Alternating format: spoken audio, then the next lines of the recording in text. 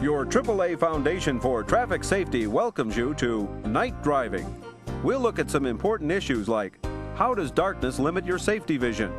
What is the biggest hazard in night driving? What can you do to keep your car safe for driving in the dark? And can you drive the same way at night as you do in the daytime? The answers to all of this and more in Night Driving.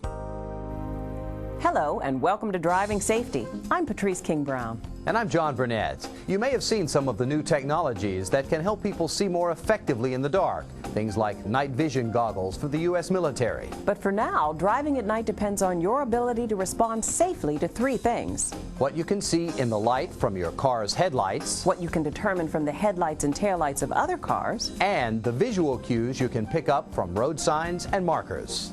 How does darkness limit your safety vision? Let's see what researchers who study driving have discovered about seeing at night. First, low light reduces our depth perception. At night, all we can see of these two cars are two sets of taillights. Which one is closer is a tough call, but in daylight, it's obvious. The other important thing that changes dramatically at night is contrast. During the day, anyone could tell these two cars apart. But at dusk, all you can see is a row of lights. So darkness limits your safety vision by limiting both your depth perception and the contrast of the driving scene. Right. And in driving in the dark, we depend on our headlights, which only light a limited distance straight ahead of the car. Just 150 feet for the low beams and 350 to 500 feet for the high beams. While in daylight, you can see if the road is curving in front of you.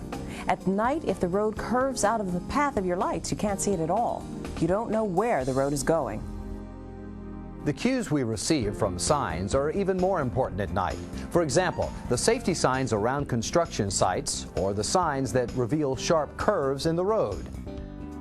The first modification we have to make in driving at night is slow down. Don't overdrive your headlights. That means that you've got 4 seconds to react to something and stop the car. You should also increase your following distance to at least 3 seconds. Headlights don't light up over a hill or around a curve, so we have to keep alert for dark movements and shadowy objects. And in the dark, we see unexpected objects only half as well as familiar ones. So alertness is crucial to safe driving in darkness. Now, when starting out in a lighted area, a common mistake is to forget to turn on your lights. This is very dangerous because as you pull out into traffic, your car is almost invisible to other drivers. New ideas about making cars visible to other drivers are being proposed all the time.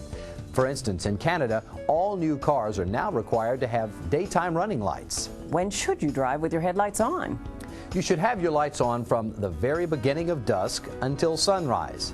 And during daytime when you're driving on a flat, boring highway, and when you feel that it's important to alert other drivers to the presence of your vehicle. And also, of course, in the rain or other inclement weather. And never drive with just your parking lights on. They don't provide enough light for driving, and they don't provide enough light for other drivers to see a moving vehicle either. How do you decide when to use your high beams and when to use your low beams? So you should use your high beams only when driving in the country and when there are no other cars in sight. When you're driving in the city, you should use your low beams at all times. You should dim your lights as soon as you see the headlights of oncoming traffic, or as soon as you see the taillights of a car in front of you, certainly if they're within 500 feet. And in heavy traffic or when you see a pedestrian or an animal on a country road. That's right, Patrice. The glare of high beams can actually blind and confuse and cause them to move into your path. What's the biggest hazard in night driving? Well, the answer, of course, is glare. Both the blinding glare from the headlights of cars coming toward you and the glare of your own lights in the eyes of oncoming drivers. Now, what are some of the things that we can do to minimize the hazards of glare?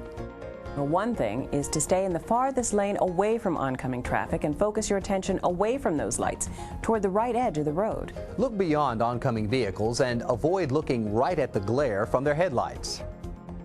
You know, it takes at least 7 seconds for your eyes to readjust after passing the headlights of an oncoming vehicle. And it takes more than a minute for your eyes to return to normal if you're blinded by a set of high beams. And that's why it's important not to fight back by flashing your high beams at oncoming vehicles who leave theirs on.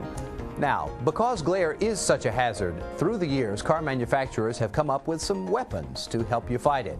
Changing the rearview mirror to the night position reduces glare from the headlights of cars behind you.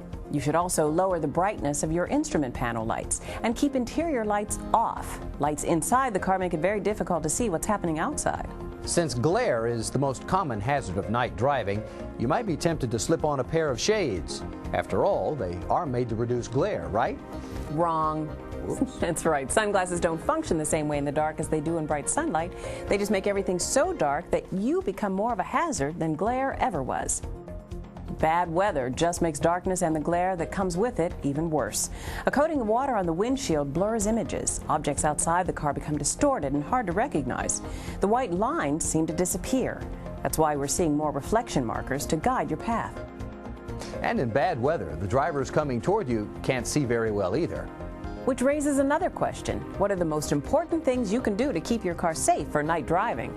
And for the answer, let's go now to our special correspondent on automotive safety, Fred Fix-It.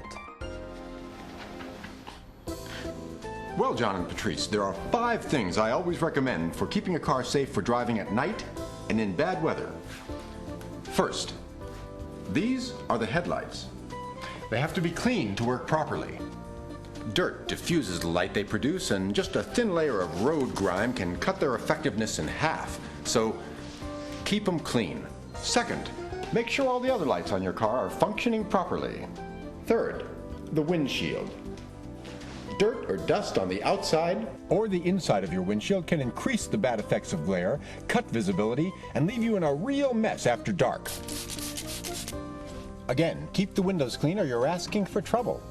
Fourth, in bad weather, your windshield wipers are your best friends.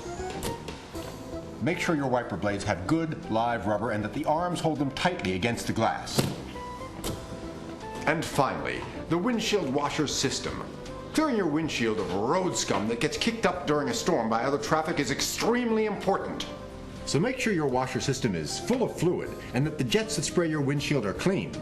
If you're not mechanically inclined, get a mechanic to check them out. Those are my safe driving at night recommendations, Patrice and John. Back to you. Thanks, Fred. Well, we seem to have answered all of our questions but one. Right, the easy one. Can you drive the same way at night as you do during the day? And I guess the answer is pretty obvious. Sure, of course you can't. No, you can't. What? Well, wait a minute, though. I drive safely during the day. Why shouldn't I drive safely at night? Right, Professor. But to drive safely at night, we must modify our driving to allow a greater margin of safety for every driving maneuver that we make. Of course. All right, let's recap then. We've learned we have to drive slower and dim our lights for oncoming cars, as well as for cars ahead of us. We have to focus our attention on the right edge of the road to avoid glare. And we need to constantly look for dark movements and shadowy objects, especially unexpected ones. We need to make sure our windshields and windows are clean and that our lights and windshield wipers and washers are in good repair. And never forget, alcohol use, the #1 factor in fatal automobile accidents, is much more common at night.